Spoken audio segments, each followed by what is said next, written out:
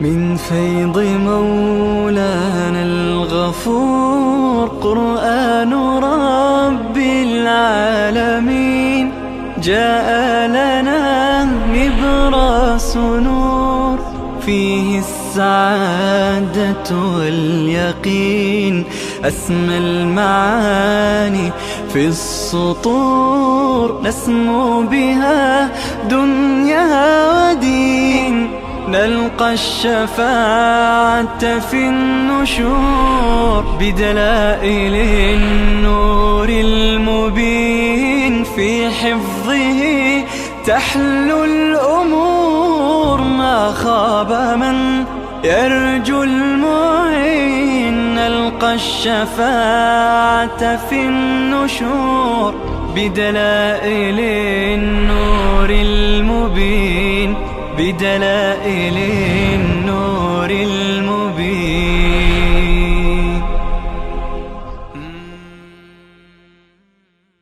أعوذ بالله من الشيطان الرجيم. بسم الله الرحمن الرحيم. ما كان الله ليذر المؤمنين على ما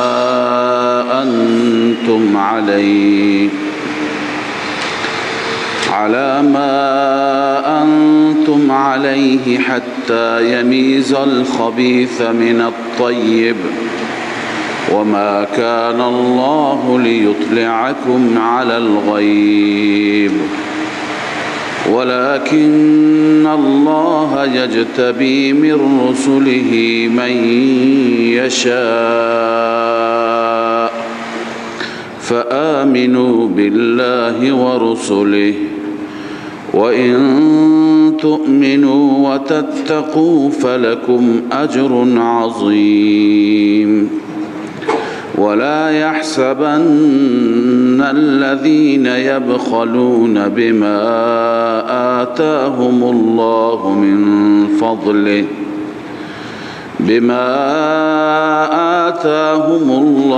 من فضله هو خيرا لهم بل هو شر لهم سيطوقون ما بخلوا به يوم القيامة ولله ميراث السماوات والأرض والله بما تعملون خبير. صدق الله العظيم. اللهم صل على سيدنا وشفينا وحبيبنا ومولانا محمد وعلى آله وصحبه أجمعين. در آیات گذشته و سابق در رابطه با جنگ احد و غزوه احد و اینکه بر مسلمانان ابتلا آمد، مشکلاتی آمد و مورد آزمایش الله عزوجل قرار گرفتند، آیات مبارکه خواندیم. ما کان الله لیذر المؤمنین، این آیه هم مربوط به گذشته هست و جواب سؤالی هست، جواب سؤال مقدری هست. اون سؤال این است که چرا خداوند عزوجل مؤمنین را امتحان می کند، چرا مسلمانان را آزمایش می کند؟ آیا امکان ندارد که بدون امتحان، بدون آزمایش آنان را مورد مغفرت قرار بدهد، آنان را به بهشت ببرد؟ خداوند عزوجل در این آیه پاسخ دادند و جواب دادند و در این پاسخ حکمت امتحان هم بیان شده. حکمت اینه، جواب اینه که الله تعالی می فرماید خداوند نمی پسندد که مؤمن و منافق مخلوط باشند، مؤمن و منافق با هم یکی باشند، قاطی باشند، بلکه الله عزوجل ترتیب فراهم می کند که امتحانی می آورد مؤمنین امتیاز داده بشند، اهل ایمان امتیاز داده بشند و ممتاز بشند از منافقین. به همین خاطر خداوند مؤمنین را امتحان می کند، آزمایش می کند. الله عز وجل می فرماید ما کان الله لیذر المؤمنین على ما انتم علیه حتی یمیز الخبیث من الطیب. الله تعالی نیست که بگذارد مؤمنان را، لیذر المؤمنین ای لیترک المؤمنین، مؤمنین را رها بکند علی ما انتم علیه، بر آنچه که شما هستید. علی ما انتم علیه یعنی چه؟ یعنی همین اختلاط، همین همراه بودن که با هم مخلوطید، قاطی هستید، بر این حالت خداوند رها نمی کند، بر این حالت خداوند نمی گذارد.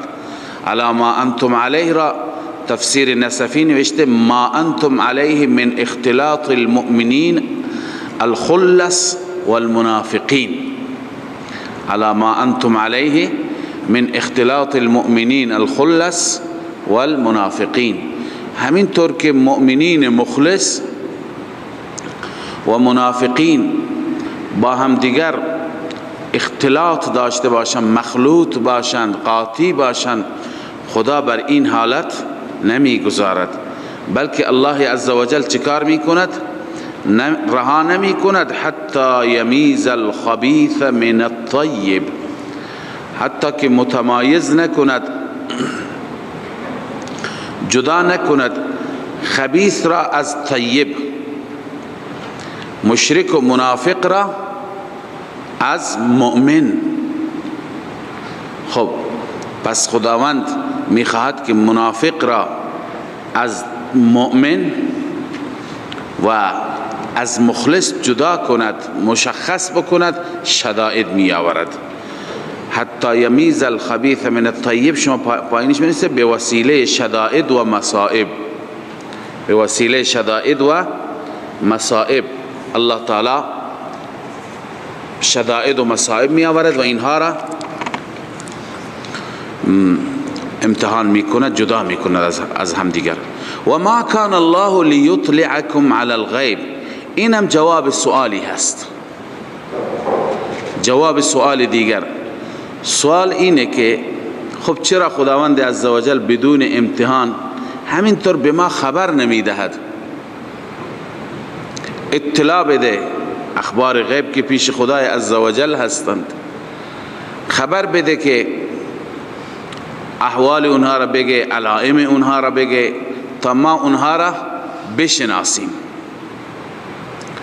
الله جواب میده و ما کان الله لیطلعکم علی الغیب، خداوند شما را مطلع نمی گرداند بر غیب، از اخبار غیب، از احوال غیب و از علائم آنان نمی گوید. خب این را عرض کردم، بازم جواب سوالی است. علامه آلوسی اینجا تصریح فرموده که ان المؤمنین سألوا ان یعطوا علامتا،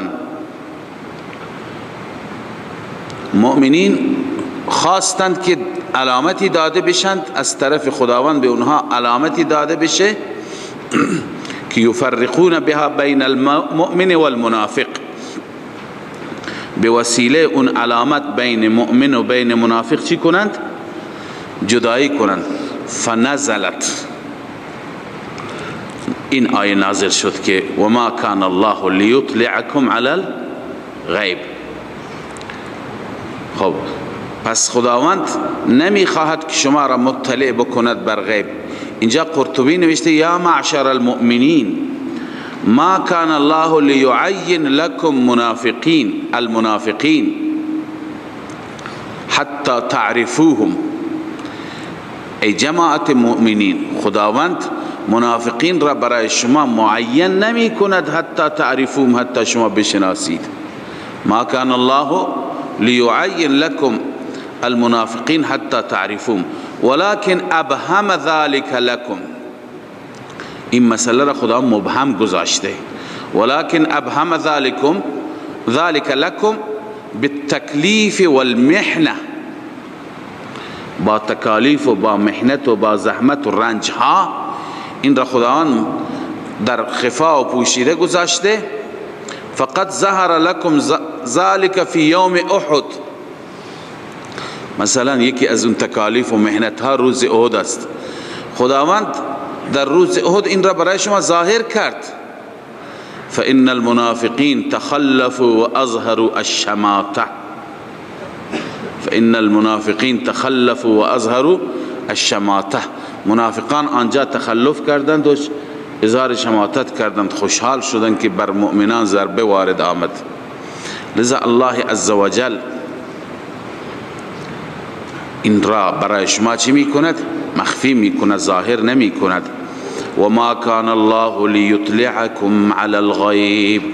الله عزوجل شما را بر غیب مطلع نمی کند. ولكن الله یجتبی من رسله من یشاء. اما خداوند یجتبی می طلبد از رسولش، انتخاب می کند. یجتبی یعنی چه؟ اجتباء، انتخاب می کند از رسولش هر کسی را که بخواهد.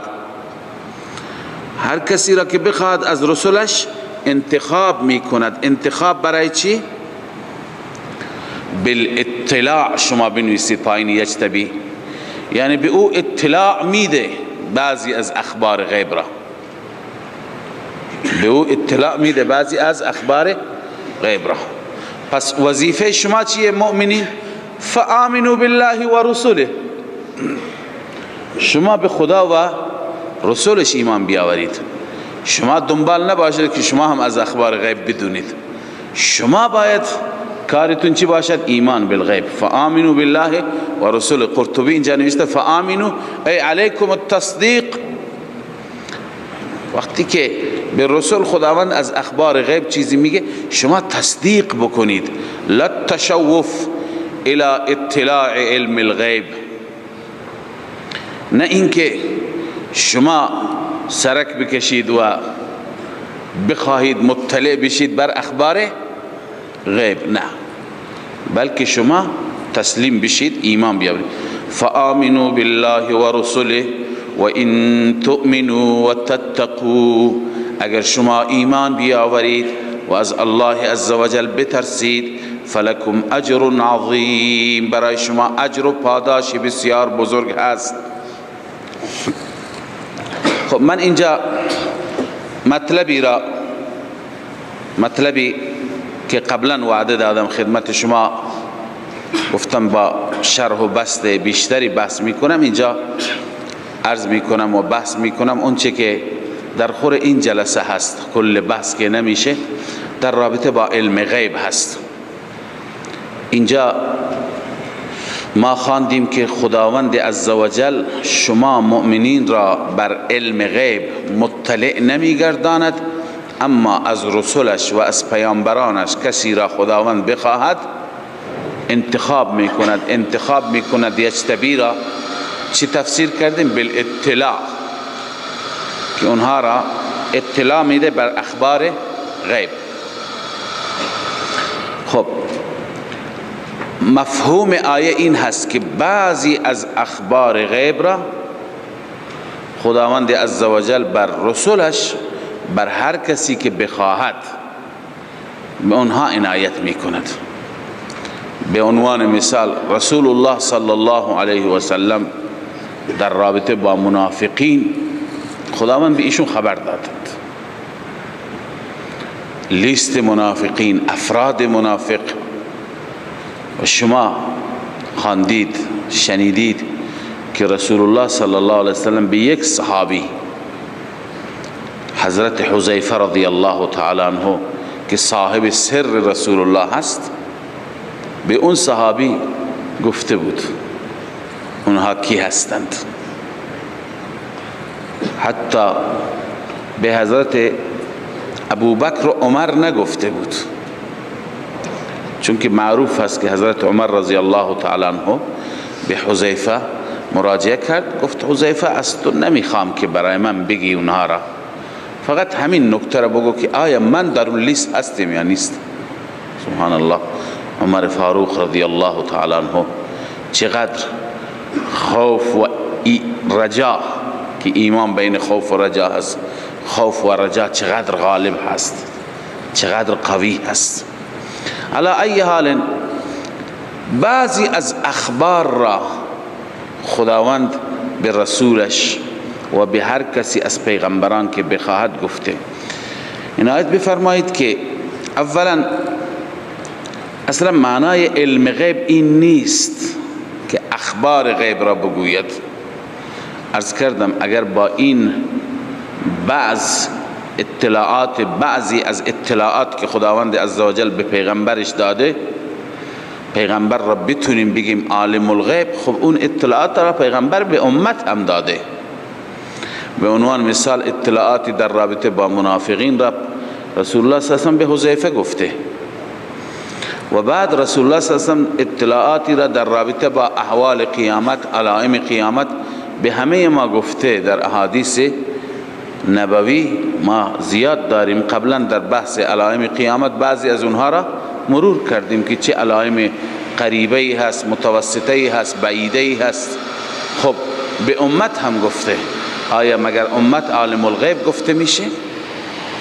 پس بعضی از اخبار را گفتن این علم غیب نیست، این اخبار غیب را گفتن است. اما اهل بدعت از این آیه علم غیب کلی را برای رسول الله و انبیاء دیگر ثابت میکنند. چی میگویند؟ استدلال خرافاتی ها. ولكن ما كان الله ليطلعكم على الغیب. این الف لام میگه الف لام استغراقی هست.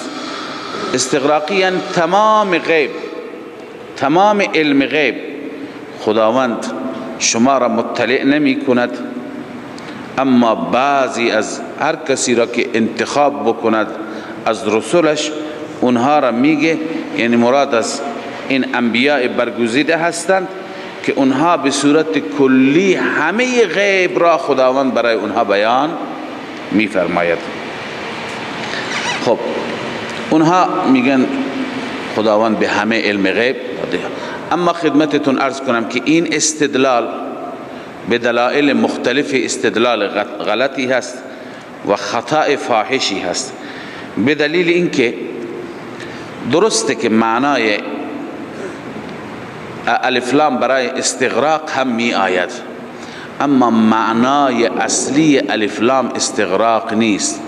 الف لام در اصل برای عهد می آید، عهد خارجی معنای اصلی الف لام است.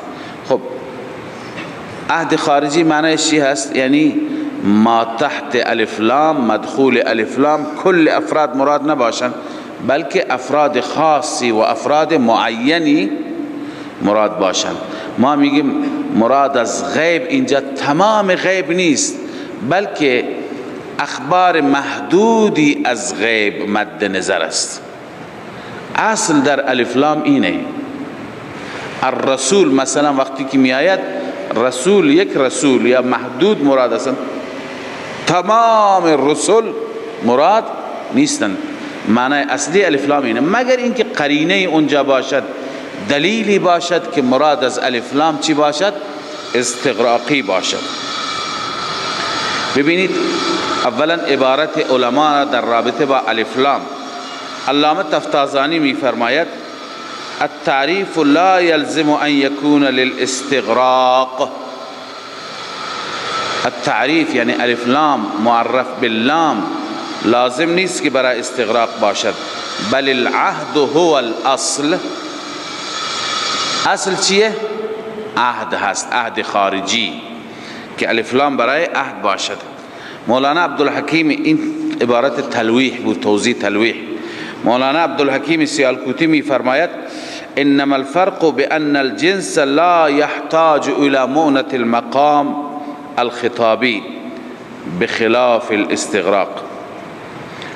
الف لام جنسی لازم نداره که به هر حال ما اونجا قرینه حتما باشد و زحمت و تکلیف چی را بکشیم، مقام را که اینجا برای جنس ثابتش بکنیم، بلکه بخلاف الف لام استغراقی که استغراقی هر جا باشد حتما قرینه لازم هست. خب عبارت ها زیاد هستند. عبارت مدقق مولا نور محمد است، علامه تفتازانی و غیره. لذا خلاصه این عبارت ها اینه که الف لام زمانی میتواند برای استغراق باشد، دلیلی باشد، قرینه باشد، و الا الف لام برای چی هست؟ برای عهد هست. پس در این آیه ما کان الله لیطلعکم علی الغیب، غیب کلی مراد نیست، بعضی از اخبار غیب مراد هست. چرا؟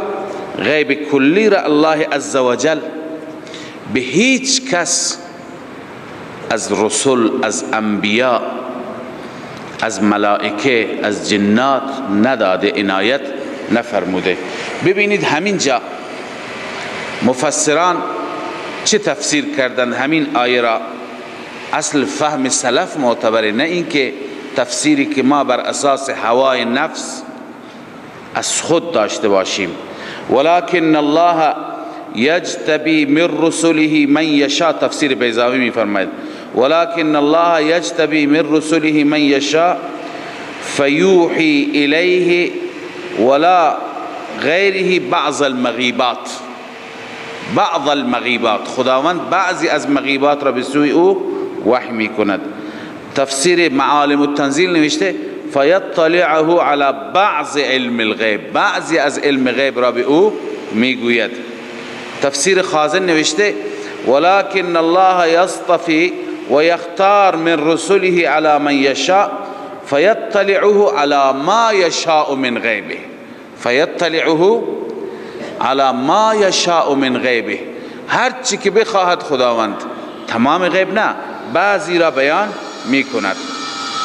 تفسیر مظهری نوشته فیطلعه علی البعض من علوم الغیب احیانا، بعضی از علوم غیب را احیانا خداوند بیان می فرماید و اون پیغمبر را مطلع می کند. خب پس از این آیه معلوم میشه که، از این تفاسیر معلوم میشه که علم غیب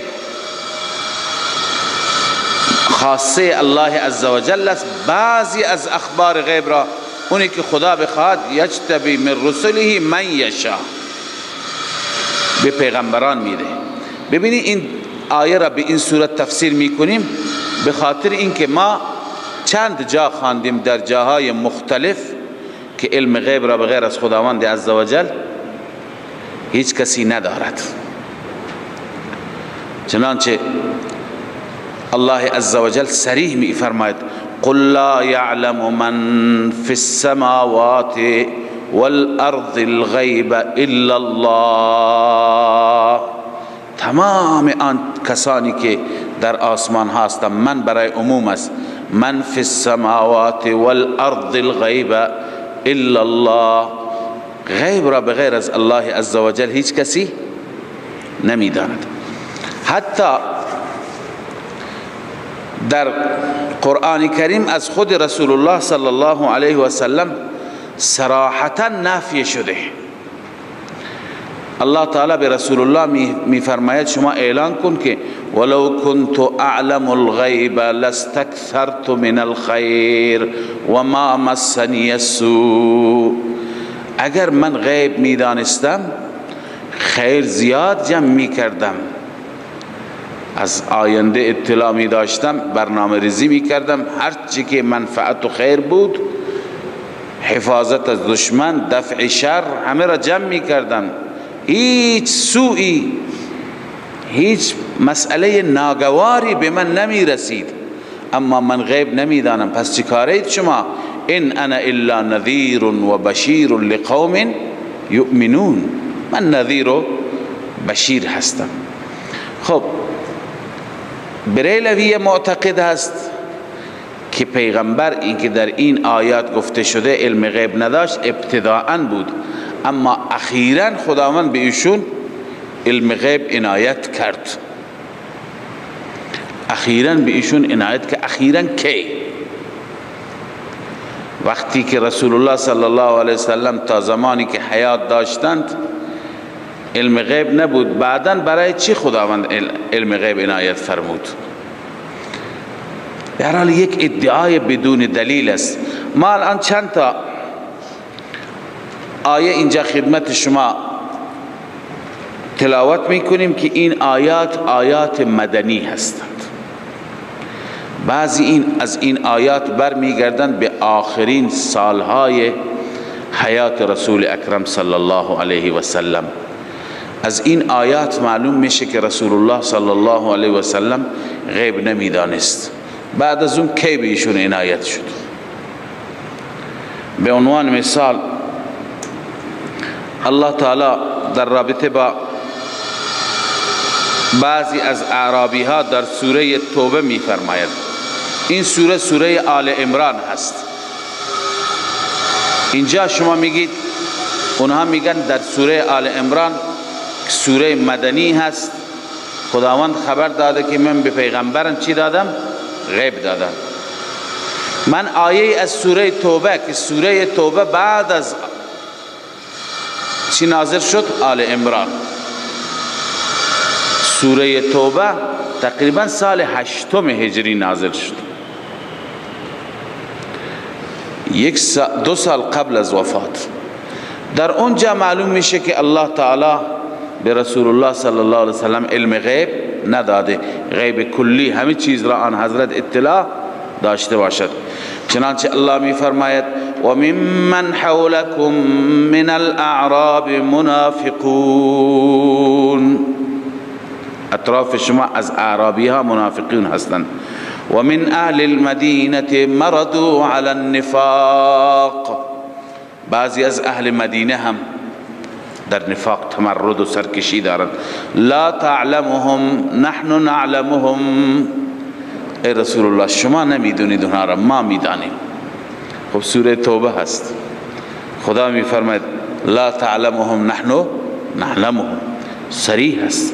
اگر پیغمبر غیب میدانست چطور خدا بهش میگه که لا تعلمهم نحن نعلمهم؟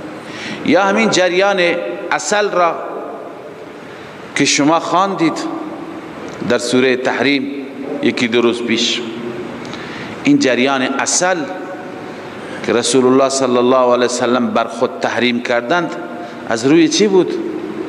از روی اینکه علم غیب نداشتند. و الا اگر میدانستند که این مکر زنان هست، برنامه ریزی هست، این کار را میکردند. یا ایها النبی لم تحرم ما احل الله لك تبتغی مرضات ازواجک. خداوند آن حضرت را تذکر دادند. خب این از روی این بود که علم غیب نداشتند، نمیدانستند چه خبره، پشت پرده چیه.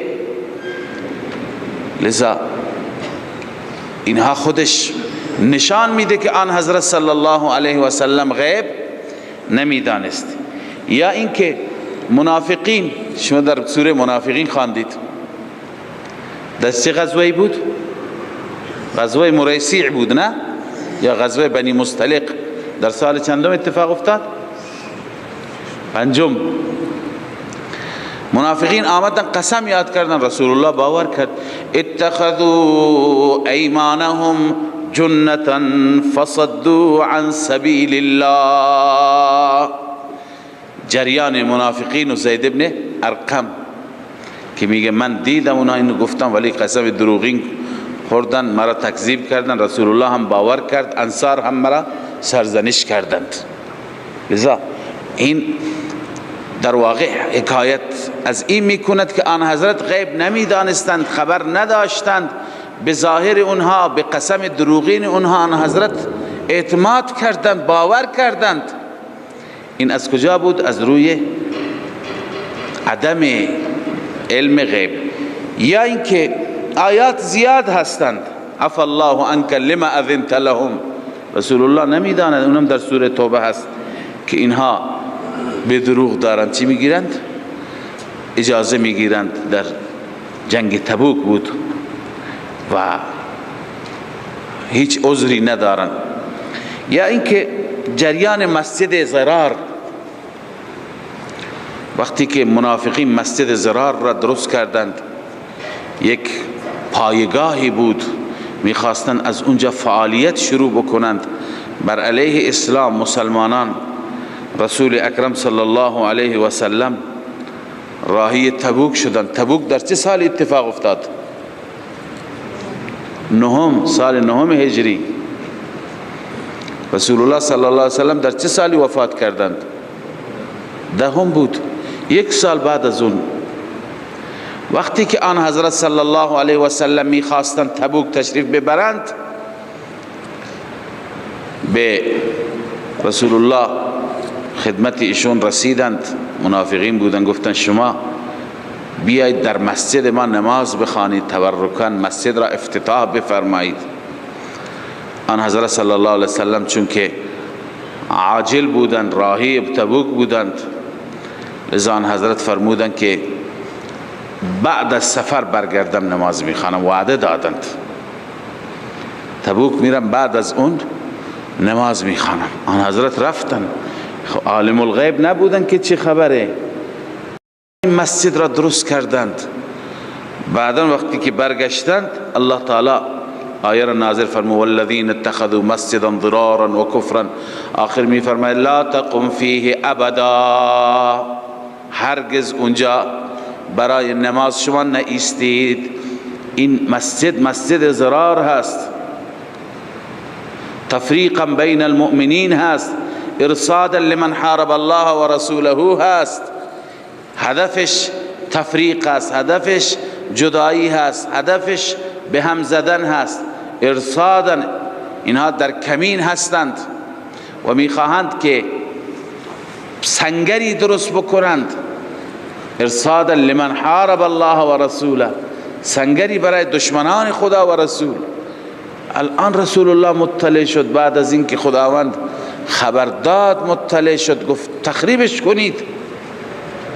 این لانه‌ای هست برای تفریق، برای به هم زدن، تخریبش کنید. ببین پیغمبر که میخواد نماز بخونه، میخواد افتتاحش بکنه، بعدا خدا که بهش خبر میده میگه تخریب کنید. پس این در واقع همه این واقعات، همه این آیات زیاد هستند.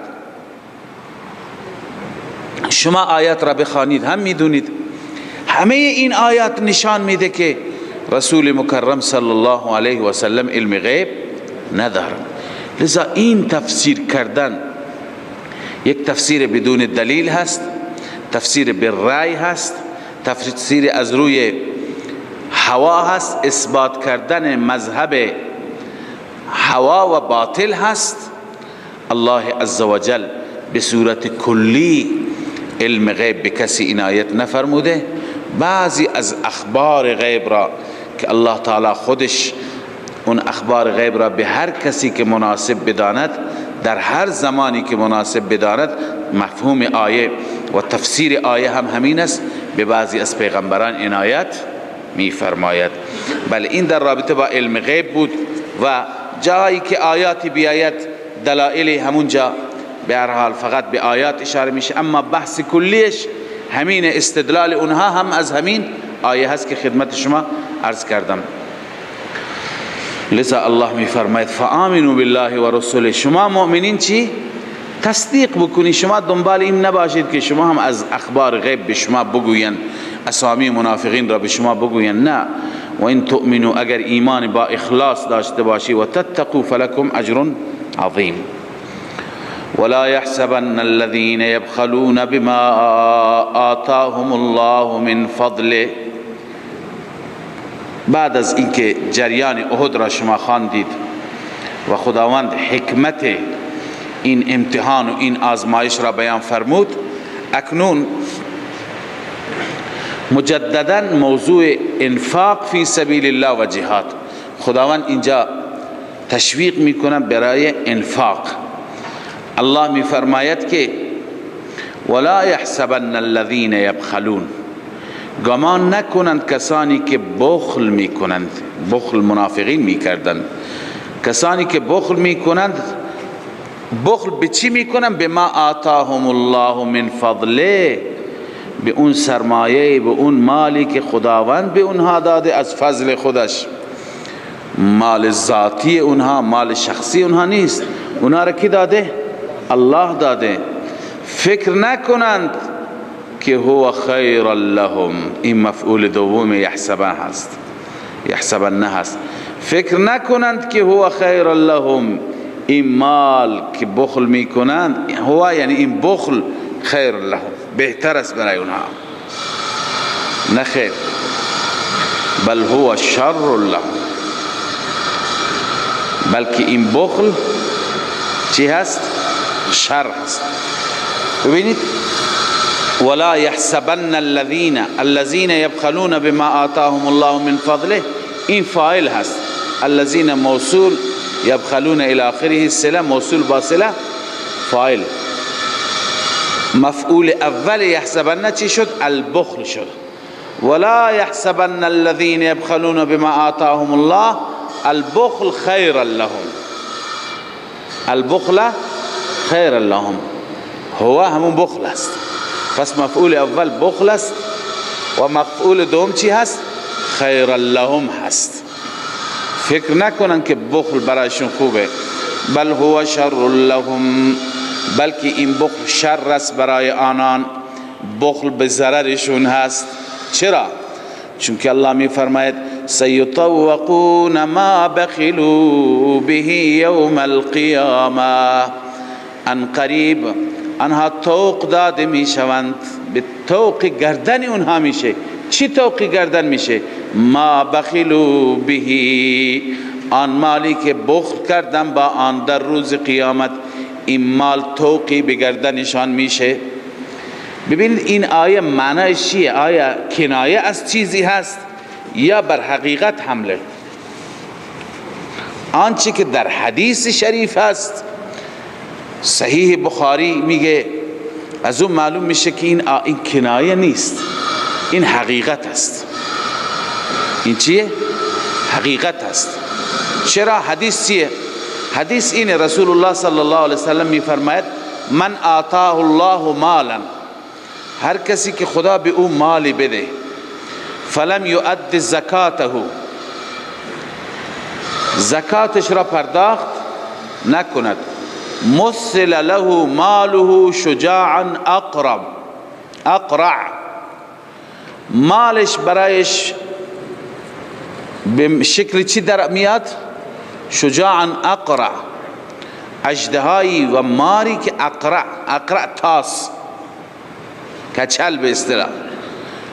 اون اژدها یا مار اقرع و تاس زهرش بسیار خطرناک است. حتی میگویند از بس که زهرش خطرناک است، همون زهر نمیگذارد بر سر او چی کوچکترین موی بیاد. به این خاطر اون اقرع هست، از بس که زهرش خطرناک است. له زبیبتان، دو تا نقطه اینجا دارد بالای چشمایش، یطوقه یوم القیامه، روز قیامت توقی برای این صاحبش میشه. این همون مال است، نه تبدیل به مار میشه، توقی میشه بر گردن کی؟ صاحبش. یأخذ بلحظمته، یعنی شدقه، دو طرف دهانش را میگیرد، دو طرف دهان و لبهایش را از قسمت فک میکشد. یقول انا مالک انا کنزک، من مالت هستم، من کنزت هستم، من اون طلاهایت هستم که اونها را مخفی میکردی و زکاتش را نمیدادی، من اون سرمایت هستم میلیاردی که در بانک ها و کجا کجا مخفی بودند و زکات نمیدادی. ثم تلا هذه الآیه، سپس رسول الله صلی الله علیه و این آیه را فرمودند، تلاوت کردند، سیطوقون ما بخلوا به یوم القیامه. پس این توق داشتن و توق بودن به معنای مجازی و کنایه از چیزی دیگه نیست، بلکه به معنای چی است؟ حقیقی هست. لذا الله می فرماید ولله میراث السماوات والارض. این ذکر حماقت بخیل است. بخیل، تو که مالت را خرج نمی کنی، به راه الله نمیدی، برای رضای الله مصرفش نمی کنی، فردا برای الله میماند. برای الله است میراث آسمان ها و زمین. والله بما تعملون خبیر. خداوند به آنچه که شما عمل میکنید خبر دارد.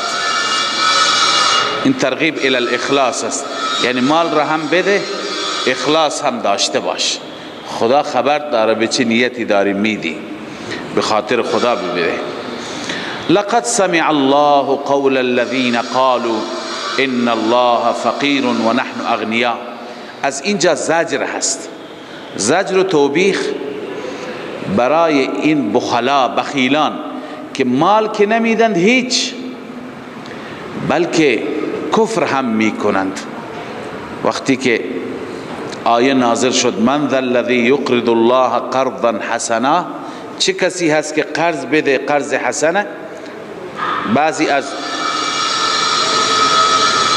یهودی ها گفتند که عجب، پس خداوند فقیر است و ما غنی هستیم، از ما قرض میخواد، از ما وام میخواد. الله عزوجل اینجا زجر بیان فرمود. معروف هست که محله یهودی ها بود، حضرت عمر رضی الله تعالی عنه اونجا رفته بود، یکی از ملاهای یهود این را گفت، حضرت عمر هم معطل نکرد، تو گوشش محکم زد. اون گفت ان الله فقیر و نحن اغنیا. حضرت عمر زد او را که شما چنان توهینی به ذات اقدس میکنی. لذا الله تعالی اینجا زجر بیان میفرماید که مال دادن به جای خود کفر هم میکنند، توهین هم میکنند، اساءه ادب هم دارند. الله میفرماید لقد سمع الله قول الذين قالوا ان الله فقیر.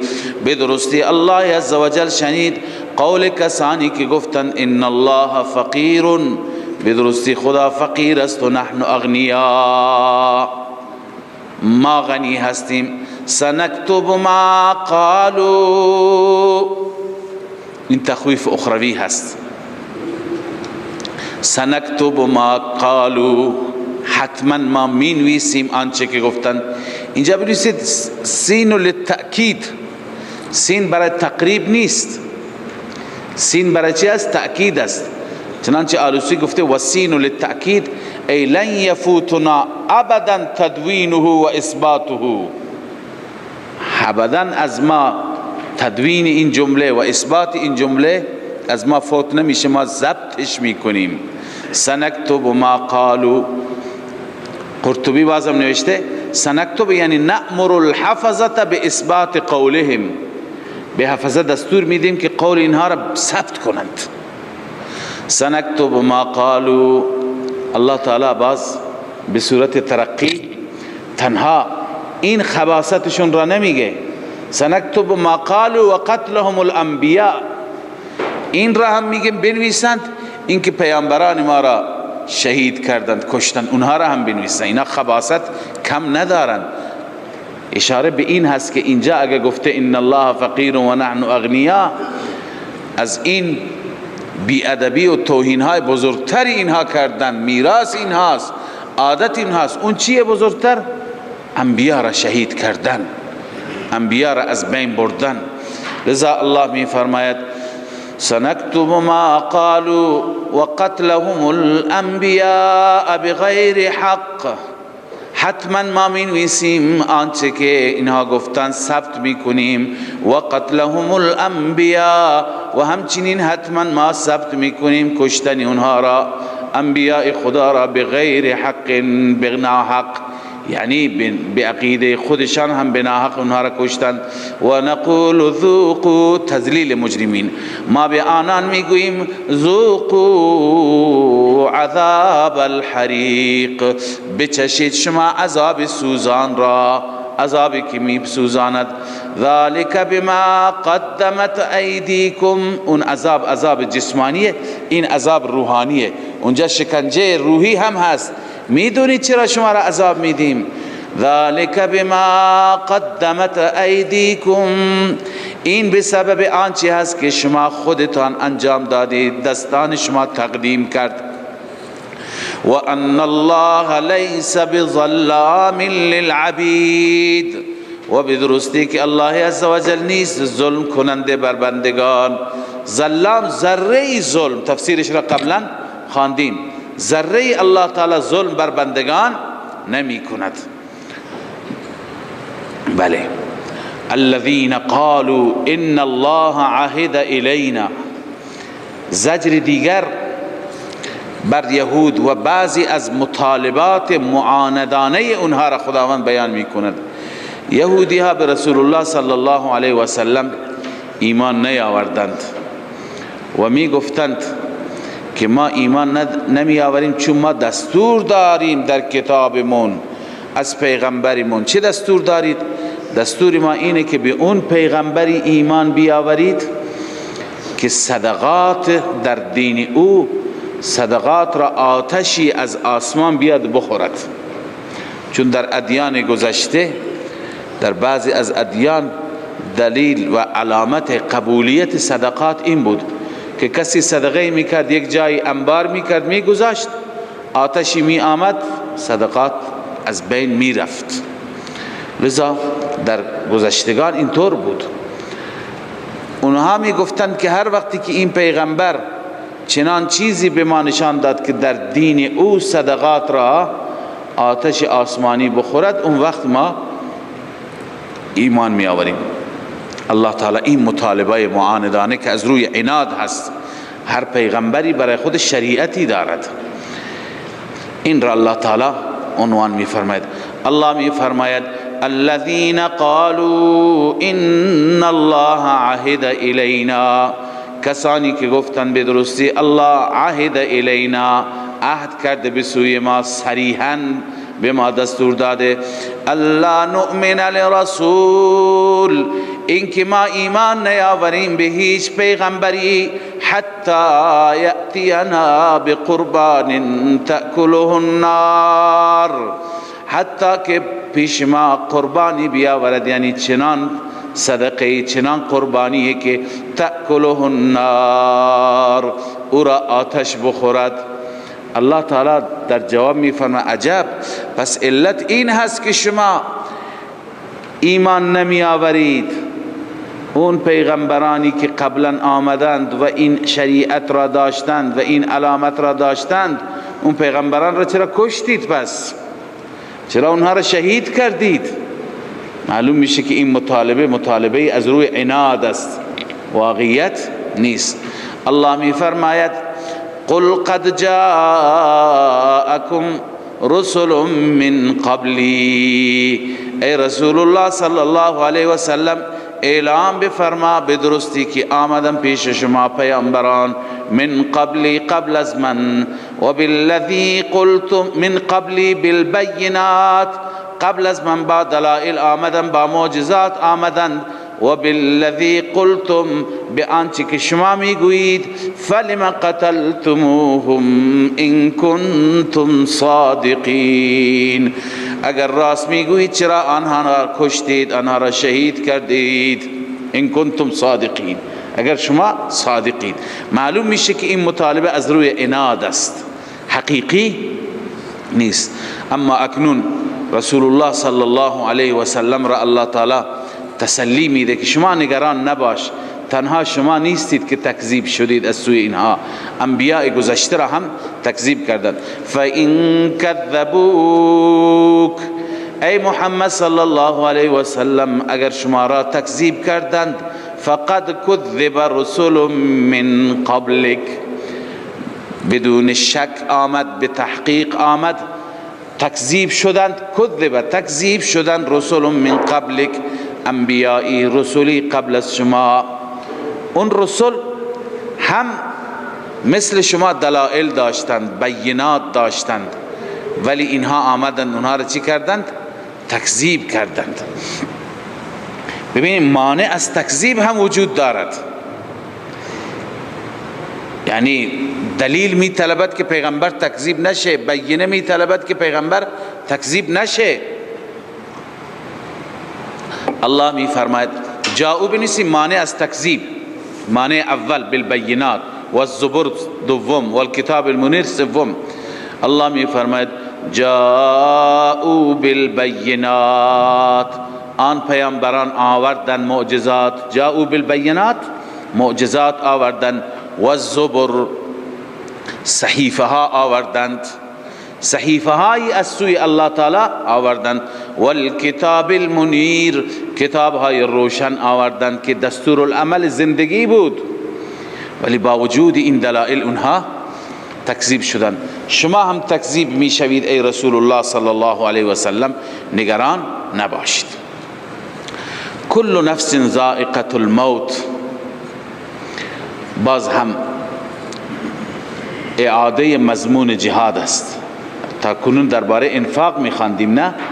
بعد از انفاق جهاد، که تفسیر این آیه و مراد این آیه این هست که فقط در جهاد و در راه خدا مرگ نیست. مرگ هر جا، در هر حال، در هر آن به سراغ انسان می آید. خداوند مقدر کرده، ساعتش را معین کرده، لذا حتما انسان به جهاد بره بمیره اینطور نیست. جهاد برید یا نروید مرگ به سراغتان می آید.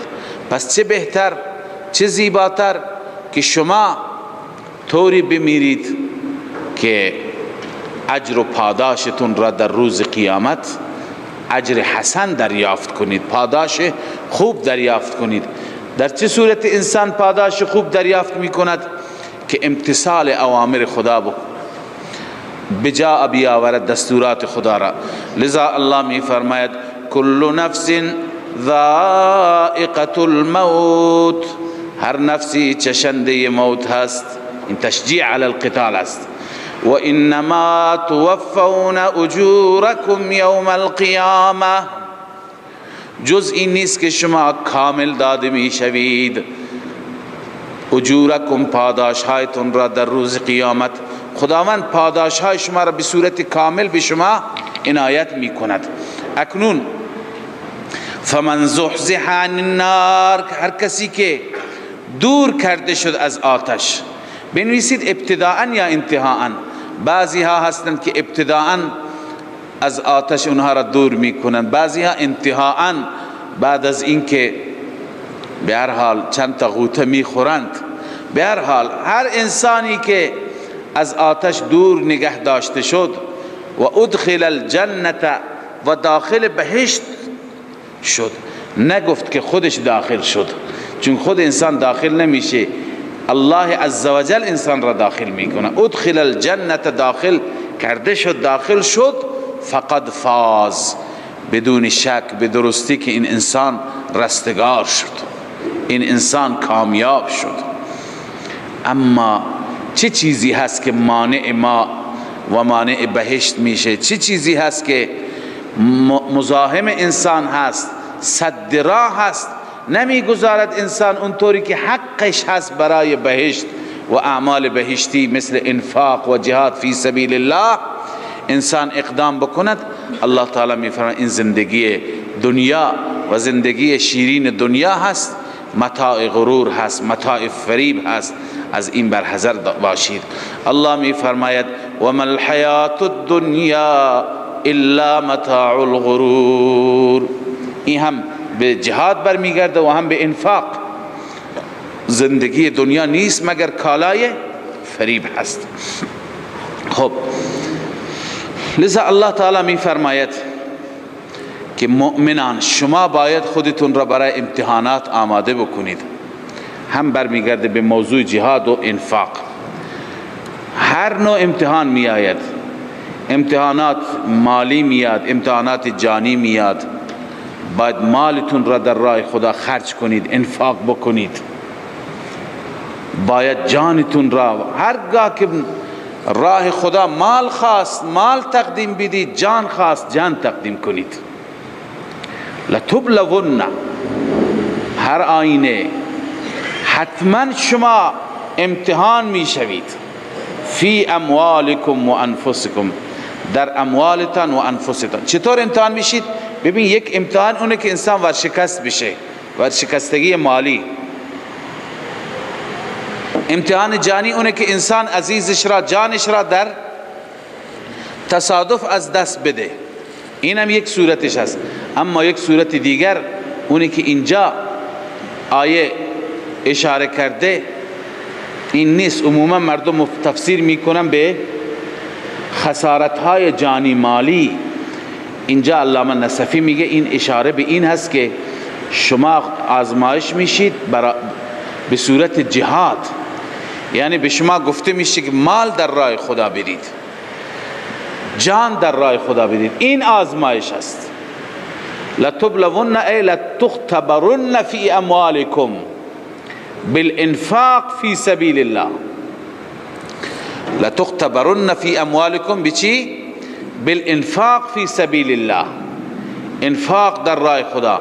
و بما یقع فیها من الآفات، اون در درجه ثانی، آفاتی که برای مالهای شما اتفاق می افتد، اینم امتحان الهی است. و بما یقع فیها من الآفات. و فی انفسکم، انفسکم تفسیرش چیه؟ بالقتل والاسر والجراح. شما در جنگ کشته میشید، اسیر میشید، زخمی میشید. و ما یرد علیها من انواع المخاوف والمصائب، مدارک.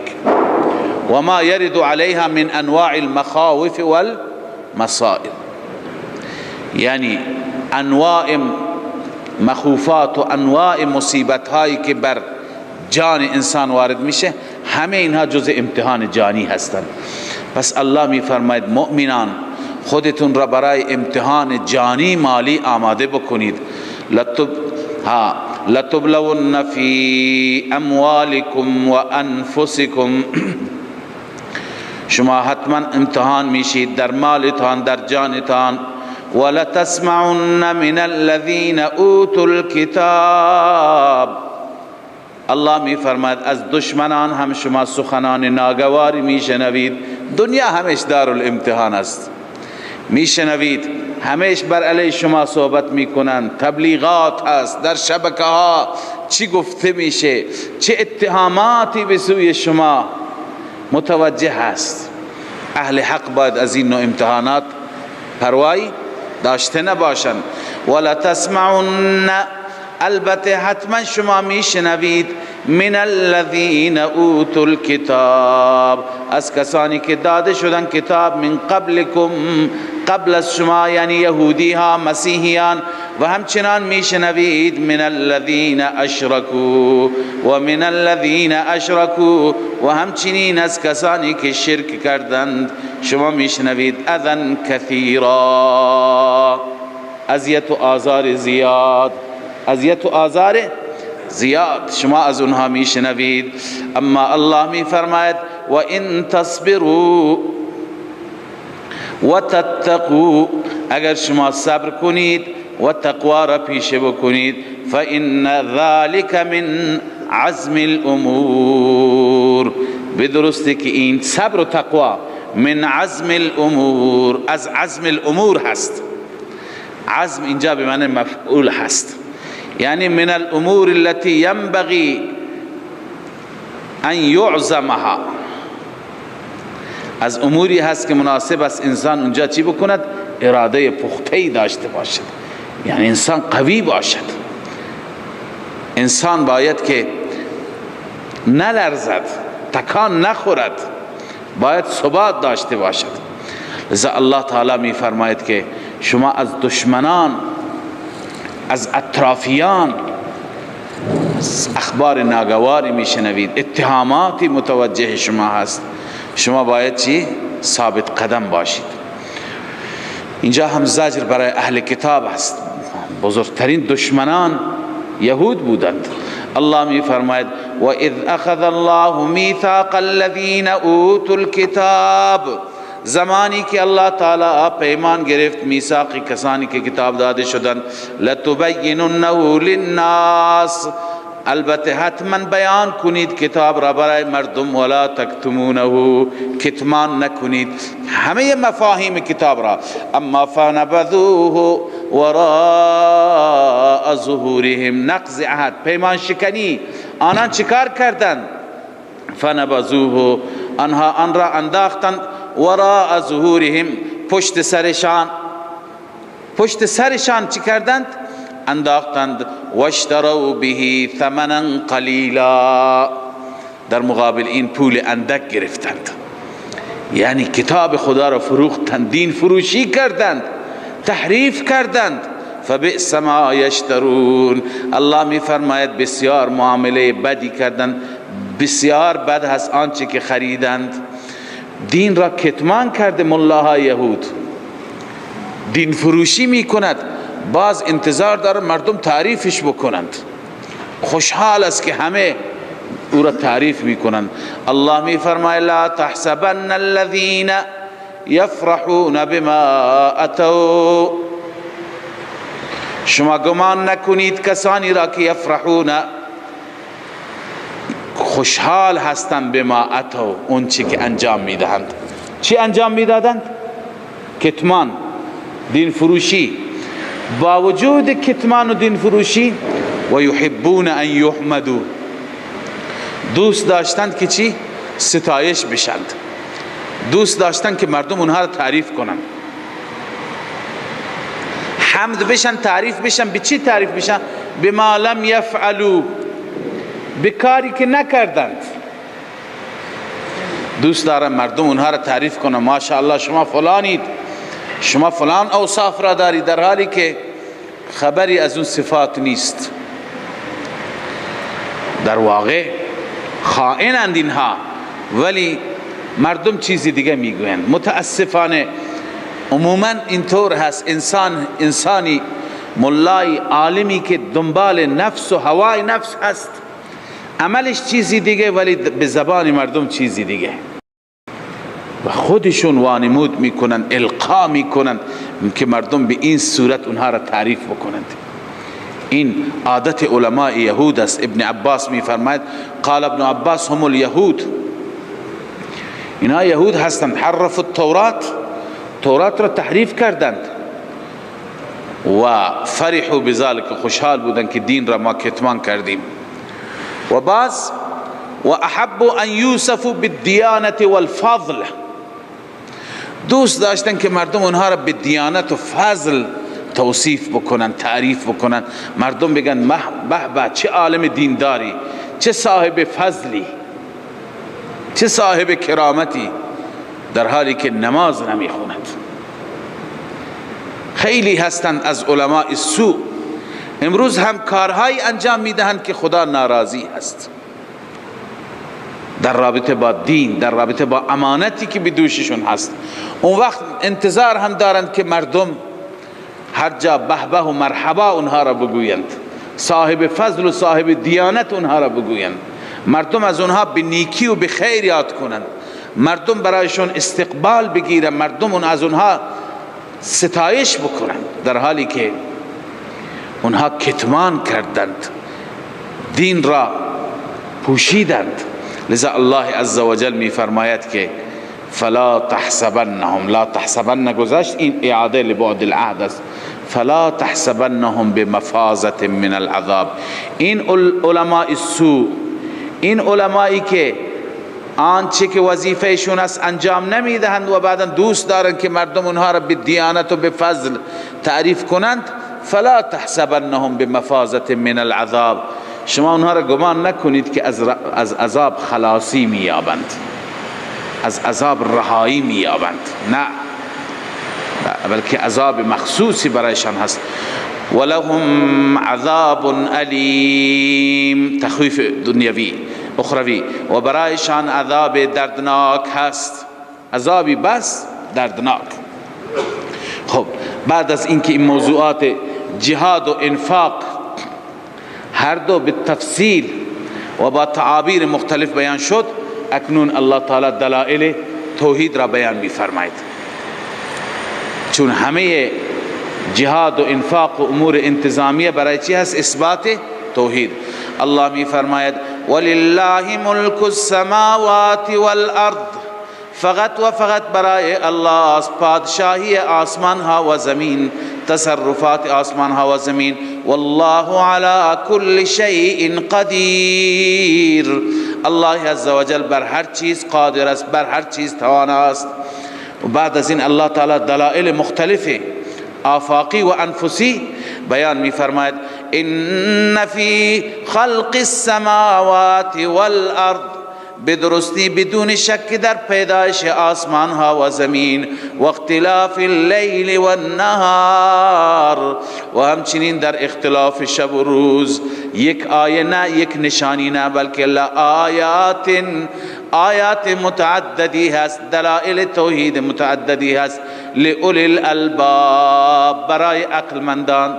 بار بار به تشریح این آیات پرداختیم که الله عزوجل نظم و نسقی، ترتیبی که در این سیارات ایجاد کرده، در نظام شمسی الله تعالی ایجاد فرموده که انسانها چگونه به وقت هم از نور، هم از حرارت، هم از روشنایی، هم از تاریکی و آرامش شب، چگونه انسانها بهره میبرند، استفاده میکنند، تمام امورشان روی غلطک هست. این نظمی که با این ترتیب هست که در طول سال یک ثانیه جلو عقب نمی شود، این در واقع حکایت دارد که قدرتی بسیار بزرگ پشت سر هست و اینها را دارد میگرداند و اینها را اداره میکند. لذا الله میفرماید لآیات، اما عقلمندان به این میاندیشند، عقلمندان فکر میکنند. عقلمندان کی هستند؟ کسانی که عقول سلیمه دارند، عقل سالم دارند. الله میفرماید الذین یذکرون الله، کسانی که با دل زبان الله را یاد میکنند. با زبان چیه؟ الذین یذکرون الله، کسانی که یاد میکنند الله را قیاما، ایستاده، و قعودا، و نشسته، و علی جنوبهم، و به پهلو غلطیده افتاده، یعنی علی ای حال، علی کل حال، هر حالی دارند اونها بیاد الله. و یتفکرون، و تفکر میکنند، اندیشه دارند، فی خلق السماوات والارض، در پیدایش آسمان ها و زمین. نتیجه تفکر، ربنا بنویسین نتیجه تفکر. اونها که تفکر میکنند از فکرشون به چه نتیجه میرسند؟ ربنا ما خلقت هذا باطلا، به این نتیجه را میرسند که پروردگارا نیافریدی این نظام را باطل، بیهوده. باطلا بنویسید بلا حکمت، بدون حکمت، بیهوده نیافریدی. سبحانک، پاکی ای ذات، ذات پاک تو پاک هستی. فقنا عذاب النار، پس ما را نجات بده از عذاب آتش. بعد از اینکه به قدرت خدا پی میبرند، به این هم پی میبرند که ذاتی که نجات میده کیه؟ ذات الله است. فقنا عذاب النار. عرض دومشان ربنا انک من تدخل النار، بار الها هر کسی را که داخل آتش کردی، فقد اخزیته، بدرستی که او را رسوا کردی، او رسوا شد، بدنام شد. و ما للظالمین من انصار، این نفی شفاعت قهری هست. الله میفرماید نیست برای ظالمین من انصار، هیچ یاری، هیچ یاوری برای اونها نیست. لذا یاوری ندارن که اونها را کمک بکند.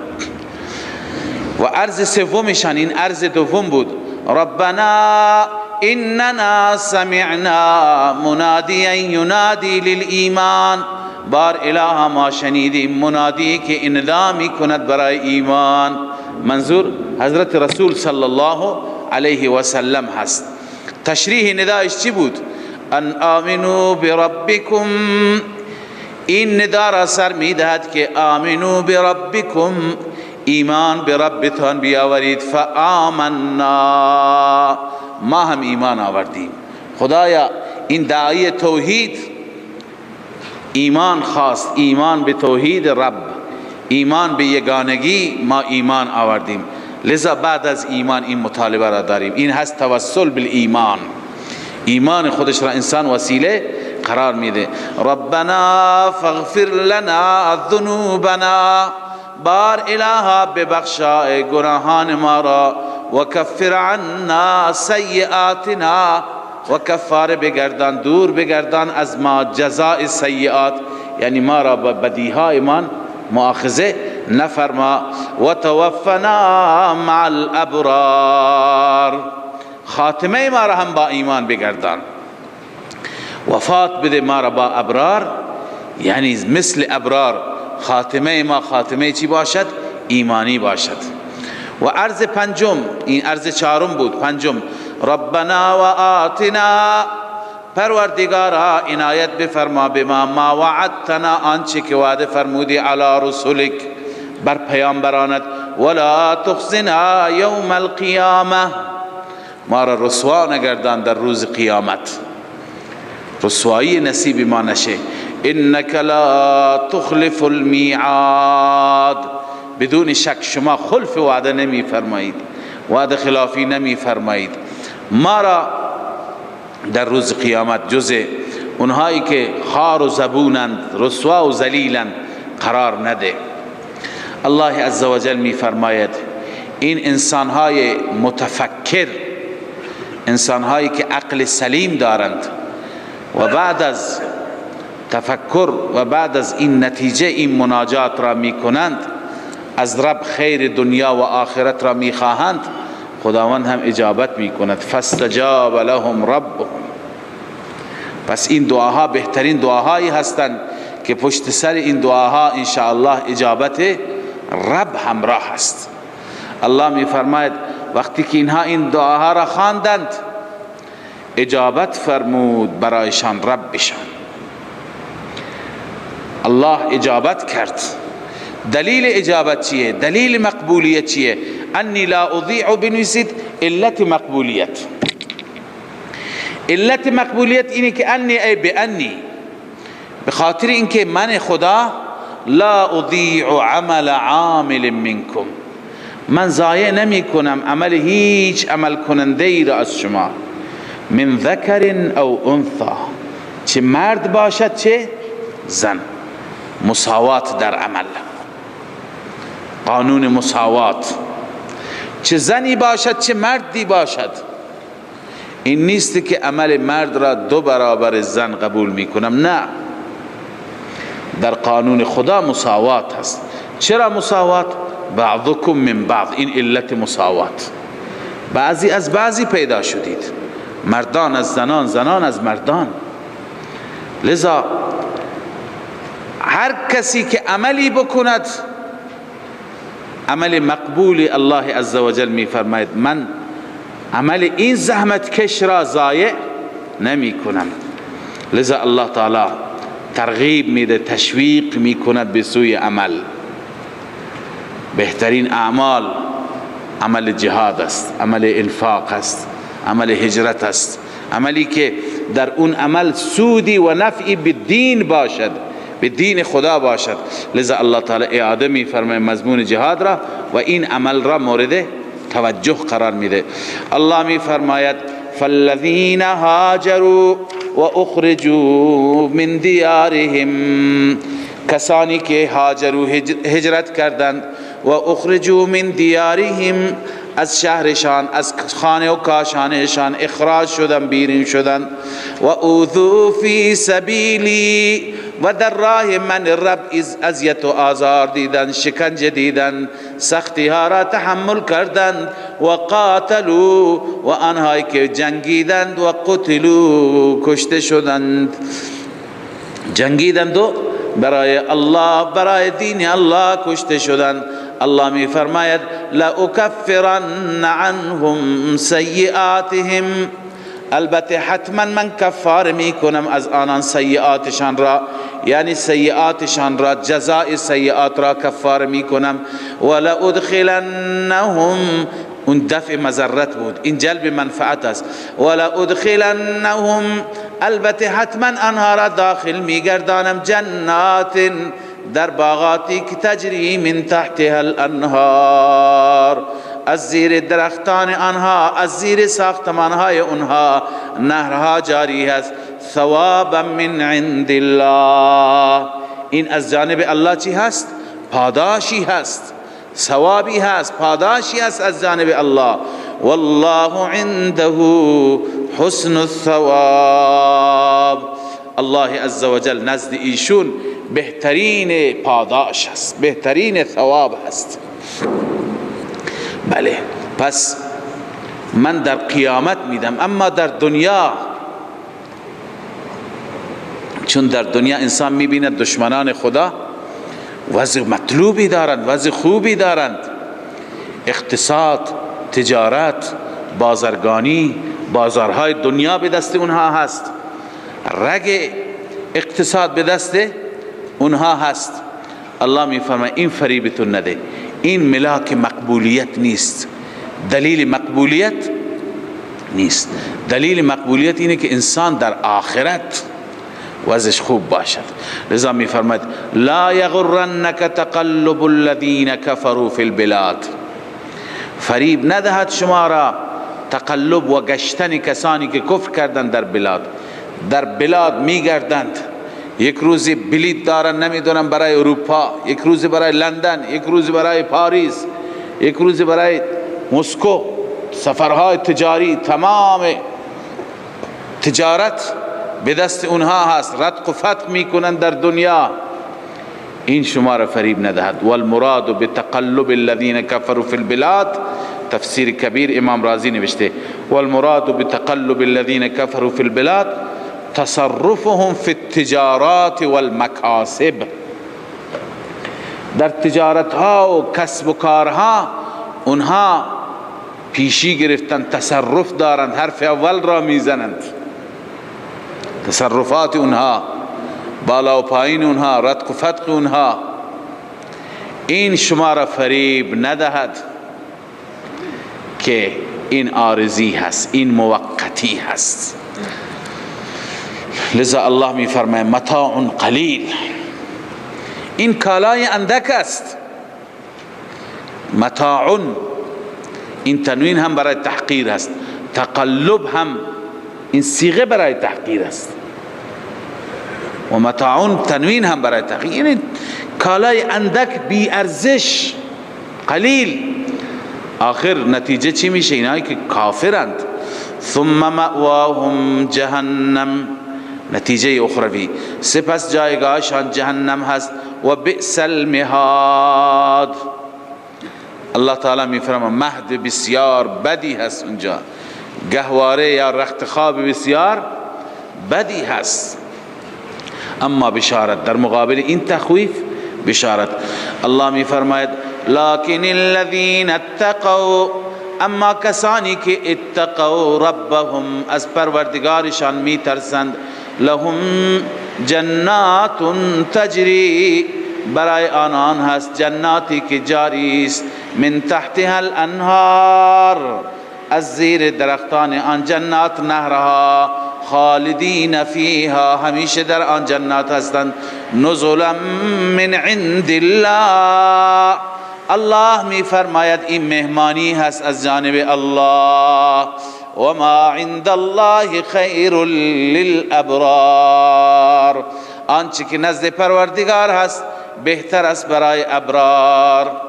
بنویسی از حظوظ دنیویه، برای نیکان بهتر است از این حظی که در دنیا حاصل کردند، از آنچه که در دنیا حاصل کردند. و ان من اهل الكتاب لمن یؤمن بالله. آخر الله تعالی بشارت اخروی برای بعضی از اهل کتاب هم بیان می فرماید. همه مثل کعب ابن اشرف و غیره متمرد نیستند. و ان من اهل الكتاب، به درستی بعضی از اهل کتاب، لمن یؤمن بالله، البته اون کسی هست که ایمان به خدا دارد، و ما انزل الیکم، و ایمان دارند به آنچه که به سوی شما نازل فرموده، یعنی ایمان به قرآن. و ما انزل الیهم، ایمان به کتابهای آسمانی که به سوی آنان نازل شده، ایمان به تورات و انجیل. خاشعین لله، کیفیت ایمان خاشعین لله، در حالی که برای خدای عزوجل اونها فروتنی دارند، خشوع دارند، یعنی متکبر نیستند، جابر نیستند. لا یشترون، کیفیت دوم، دین فروش هم نیستند. لا یشترون بآیات الله ثمنا قلیلا در مقابل آیات الهی پول اندک نمیگیرند، پول اندک نمیگیرند. این افراد اولئک لهم اجرهم عند ربهم، اینان اجرشان پاداششان نزد پروردگار، از پروردگار اجر و پاداششان را دریافت میکنند. ان الله سریع الحساب، بدرستی الله عزوجل سریع الحساب هست، زود حساب گیرنده هست. حساب انسانها را اونطوری که در روایت می آید تمام کائنات را در ظرف نیم روز می گیرد، لذا حساب و کتاب فوراً انجام می گیرد. در آخرین سوره و آخرین آیه این سوره الله عزوجل خلاصه اجمالی موضوع سوره را اینجا ذکر می فرماید، یعنی ایمان و عمل صالح و استقامت و جهاد. الله می فرماید یا ایها الذین آمنوا اصبروا، ای مؤمنان اصبروا، صبر کنید، صابر باشید. هر نوع مصیبتی بر جهاد، بر اعمال، بر طاعات، بر ترک گناه، اصبروا، صبر کنید، و صابروا، استقامت داشته باشید، ثبات داشته باشید. یعنی مشکلات شما را نه هراساند، شما را به عقب نزند، استقامت از خود نشان بدهید. و رابطو، اسب بدوانید. رابطو چیه؟ اسب بدوانید، یعنی جهاد بکنید. موضوع جهاد است. مرابطه میگویند از حدود اسلامی و مرزهای اسلامی حفاظت کردن، اسب دوانیدن، این معنیش جهاد کردن. نگذارد دشمن تعرضی بکند به طرف بلاد اسلامی، به سرزمین های اسلامی. و رابطو واتقوا الله لعلكم تفلحون. چهارم، از خدای عزوجل بترسید، تقوا را پیشه بکنید. لعلكم تفلحون، نتیجه ایمان و استقامت و جهاد و تقوا چیه؟ لعلكم تفلحون. واتقوا الله لعلكم تفلحون. شما از الله بترسید، یقینا شما رستگار میشید، یقینا به فوز و فلاح اخروی شما میرسید. به هر حال این سوره مبارکه آل عمران بود که در این سوره شما از ابتدا شبهاتی که در رابطه با توحید بودند خواندید، پاسخ داده شدند. و بعد از اون موضوع انفاق و موضوع جهاد بیشتر مطرح بود. 4 موضوع در واقع بود: توحید، رسالت، جهاد، انفاق. صدق الله مولانا العظیم. من فيض مولانا الغفور قرآن رب العالمين جاء لنا نبراس نور فيه السعادة واليقين أسمى المعاني في السطور نسمو بها دنيا ودين نلقى الشفاعة في النشور بدلائل النور المبين في حفظه تحلو الأمور ما خاب من يرجو المعين نلقى الشفاعة في النشور بدلائل النور المبين بدلائل النور المبين.